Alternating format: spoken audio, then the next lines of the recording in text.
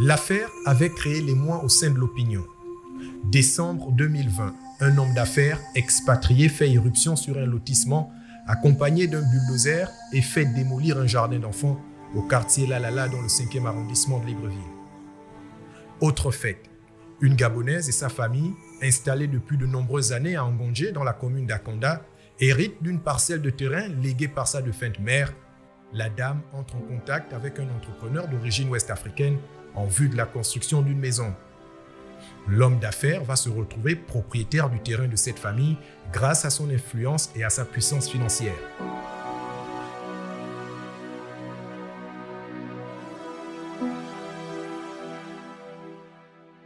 Face aux innombrables cas de spoliation des nationaux, souvent confortés dans leur appartenance à leur pays, à la terre de leurs ancêtres, mais dépourvus de moyens financiers pour régulariser leur propriété foncière, le général de brigade Brice Clotaire Oligui Nguema annonce lors de son investiture en tant que président de la transition l'interdiction formelle de vente des terrains aux non-nationaux.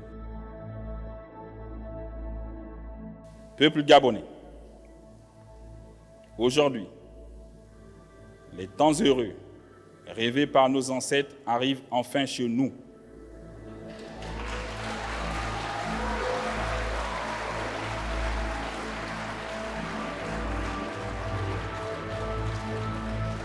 Il faut donc un changement profond issu de notre réflexion commune.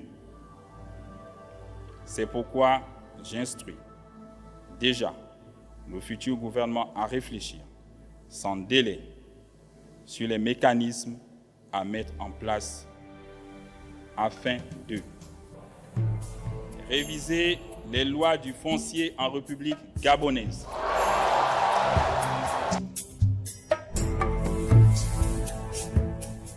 Et pour la matérialisation de cette décision révolutionnaire, le gouvernement de la transition a été instruit de suspendre toute procédure administrative en cours opposant des nationaux aux non-nationaux. Au niveau de mon département, mon secteur ministériel, il y a eu une note qui est sortie pour geler effectivement tout ce qui était comme attribution. Procédure de délivrance de titres fonciers. Délivrance des titres fonciers. Aux Gabonais d'adoption et tout ça. Bien. En fait, c'était vraiment pour bien voir clair, effectivement. Ça, c'est une vision déjà qui est dans la charte. Autre préoccupation majeure, l'accès au logement. Les acteurs du secteur, en séance de travail avec le CTRI, ont fait l'état des lieux du logement au Gabon. Pour sûr, le coût élevé des matériaux de construction, le faible niveau de revenus du Gabonais moyen rendent difficile la construction d'un logement au Gabon. L'ASNI, la Société nationale immobilière, appelée à la rescousse de la SNLS, la Société nationale des logements sociaux, dissoute pour cause de malversation financière, a en charge les logements construits par l'État. Ceux-ci, en nombre insuffisant et dont le coût reste élevé, peinent à satisfaire les Gabonais. Prenant la mesure de la situation, le président de la transition a instruit les équipes de l'ASNI à revoir à la baisse les prix de ces logements. Il nous a dit, sortez-moi du logement moins cher, mais attaquez-vous aussi aux pratiques qui sont issues de votre secteur. Les prix des matériaux de construction sont excessivement chers au Gabon. Ils sont excessivement chers du fait de la pratique, on va dire, libre de la fixation des prix par le vendeur. Solution à terme pour agir sensiblement sur les prix, mais pour le DG de l'ASNI, à moyen terme, il serait judicieux de faire suivre un accompagnement des banques aux clients demandeurs de logements sociaux. Même l'objectif des 150 000 peut être dépassé pour revenir substantiellement à moins de 150 000, on va dire jusqu'à 50 000 s'il le faut. Mais pour qu'on y arrive, il faut que la démarche de production de ce logement, de ce type de logement, soit accompagnée.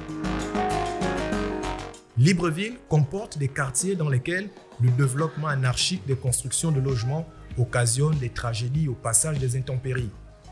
L'un des candidats à la présidentielle d'août 2023 préconisait l'érection d'une nouvelle capitale car étant la vitrine du pays. La volonté du général Brice Clotaire Oligui Nguema d'associer toutes les bonnes initiatives au développement du Gabon l'a conduit à adopter ce projet. L'annonce a été confirmée devant les chefs d'État du monde entier et des potentiels investisseurs lors de la COP28 à Dubaï. Libreville 2 verra le jour. Le Gabon entend construire une ville nouvelle, la ville éblouissante et fière, tout en mettant un effort particulier sur la préservation de son écosystème. Ce vaste projet pourrait traduire le souhait des Gabonaises et des Gabonais de vivre dans un logement décent, dans un cadre agréable et respectueux de l'environnement. Mais pour l'heure, plus de vente de terrains aux non-nationaux, place à la préférence nationale.